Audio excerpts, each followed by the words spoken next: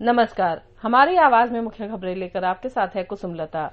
भारत में विदेशी नागरिकों सहित कोरोना वायरस महामारी से संक्रमित होने वालों की संख्या गुरुवार यानी 16 अप्रैल को बढ़कर 12,759 हो गई है। केंद्रीय स्वास्थ्य मंत्रालय के संयुक्त सचिव लव अग्रवाल ने संवाददाता सम्मेलन में यह जानकारी दी। मंत्रालय ने गुरुवार को जारी आंकड़ों में कहा कि देश में कोविड-19 संक्रमण के चलते 420 मौतें हुई हैं। अब तक कुल 1,515 मरीज इस बीमारी से ठीक हो चुके हैं। वहीं पिछले 24 घंटे में कोरोना के 826 नए मामले सामने आए हैं, जबकि 28 लोगों को इस वायरस की वजह से जान गंवानी पड़ी है।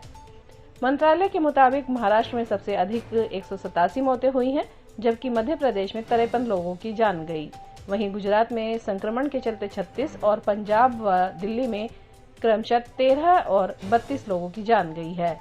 देश के 27 राज्य और सभी केंद्र शासित प्रदेशों में से कोरोना वायरस संक्रमण के सबसे अधिक मामले 2,919 महाराष्ट्र से ही आए हैं। इसके बाद 1,578 मामलों के साथ दिल्ली दूसरे, जबकि 1,242 मामलों के साथ तमिलनाडु तीसरे स्थान पर है। गृह मंत्रालय की संयुक्त सचिव पुण्य सलीला श्रीवास्तव ने कहा कि लॉकडाउन के अंतर्गत पूरे देश में 3 मई तक हवाई, रेल और सड़कों से यात्रियों का आवागमन बंद रहेगा। Taxi, auto rickshaw, cycle rickshaw सहित कैब की सेवाएं प्रतिबंधित रहेंगी। सभी शैक्षणिक और संबंधित संस्थान बंद रहेंगे। सभी cinema halls, malls, shopping complex, sports complex तथा इस प्रकार के अन्य संस्थान बंद रहेंगे। सभी सामाजिक, राजनीतिक, खेल, मनोरंजन, शैक्षणिक, सांस्कृतिक, धार्मिक समारोह और अन्य सभाओं के आयोजन पर रोक रहेगी। कोरोना वायरस को मात देने में सक्षम समझी जाने वाली दवा हाइड्रोक्सीक्लोरोक्विन की आपूर्ति को लेकर भारत अब भी दुनिया का सबसे अग्रणी देश बन गया है। अभी कम से कम 55 देशों ने भारत से इस दवा को खरीदने का आग्रह किया है। अमेरिका, ब्रिटेन जैसे शक्तिशाली देश भारत से इस दवा को खरीद रहे हैं, लेकिन Guyana, Dominic Republic, Burkina Faso जैसे गरीब देश भी हैं, जिन्हें भारत अनुदान के तौर पर इन दवाओं की आपूर्ति करने जा रहा है। कोरोना वायरस से प्रभावित गरीबों के बाद सरकार कारोबारी जगत और अर्थव्यवस्था के लिए पैकेज का ऐलान कर सकती है। गुरुवार को पीएम नरेंद्र मोदी ने इस पर वित्त मंत्री निर्मला सीतारमण के साथ मंथन किया। माना जा रहा है कि उन्होंने कोरोना वायरस की अर्थव्यवस्था पर प्रभाव और राहत के उपायों की चर्चा की।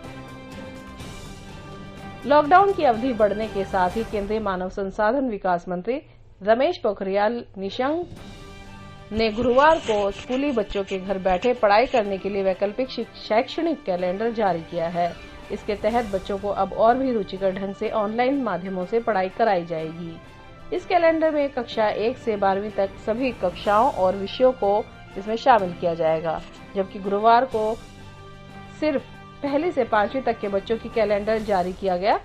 बाकी कक्षाओं के भी कैलेंडर को भी तैयार करने का काम तेजी से चल रहा है। दुनिया भर में कोरोना वायरस से अब तक 1,41,000 से ज्यादा मौतें हो चुकी हैं। राहत की बात यह है कि इसी दौरान 5,27,000 से ज्यादा मरीज ठीक भी हुए हैं। वहीं यूरोप में सबसे ज्यादा प्रभावित देश इटली, स्पेन और फ्रांस है।